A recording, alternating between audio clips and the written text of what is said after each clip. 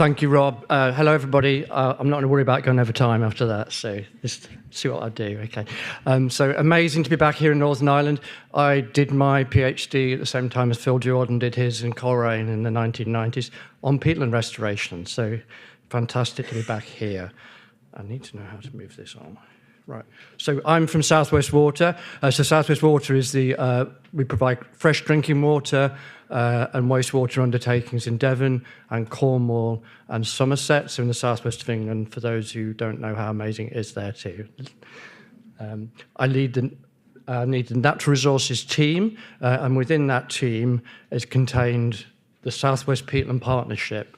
So South West Water hosts and leads the South West Peatland Partnership. We have staff who are in my team who are dedicated to that work and restoring the uplands.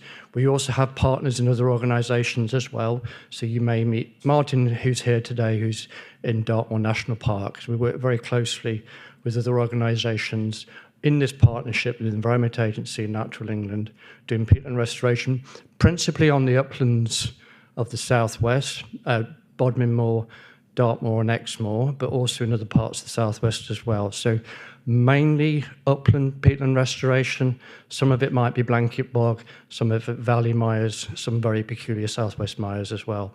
And some of you might be looking at some of those pictures and thinking, again, these are mire types I don't recognise from the north of England or elsewhere. So some interesting challenges with a very agricultural community and lots of intensive agriculture right next to our peatlands, or even on our peatlands sometimes. So lots of amazing things happening. And South West Water has been hosting the South West Peatland Partnership in various forms since I persuaded them to do so in 2010 when I was managing the Exmoor Restoration Project. It's a fantastic thing to do for a water company, and you're going to ask why, and I have the answers here. So now comes the tricky bit, how to make a really dull subject, economic regulation, really exciting in the afternoon when you all just want to go to sleep. So why do water companies, why are we interested in peatland restoration? Why do we pay for it? And it is down to the regulators. So regulators determine everything we do.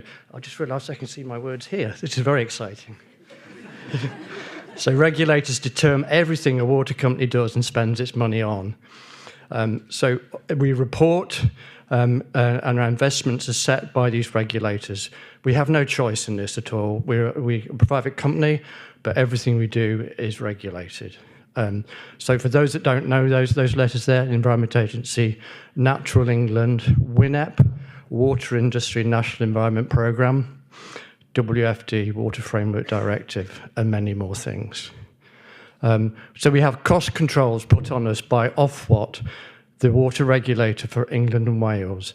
Very sorry, this is going to be very not relevant if you're in Scotland, or Northern Ireland. Try to draw some examples across if you can, but this is very England and Wales focused. Those price controls tell us what we can spend money on, and we have performance indicators within that. So all water companies in England and Wales now have a common performance commitment for biodiversity. So we have to create biodiversity units as part of our general business and report against those on a reward and penalty basis. And the DWIs, the Drinking Water Inspector, can also tell us what to do. So if we have a water treatment works that's failing for dissolved organic carbon, they can instruct us to install or upgrade a new treatment works. So the key to getting water companies to invest in peatlands is understanding how your peatland restoration will play into these triggers and that stimulate that money coming your way. If you can't prove that you can reduce the dissolved organic carbon, we're probably not interested in Sanjeev. So really good to see you putting that forward.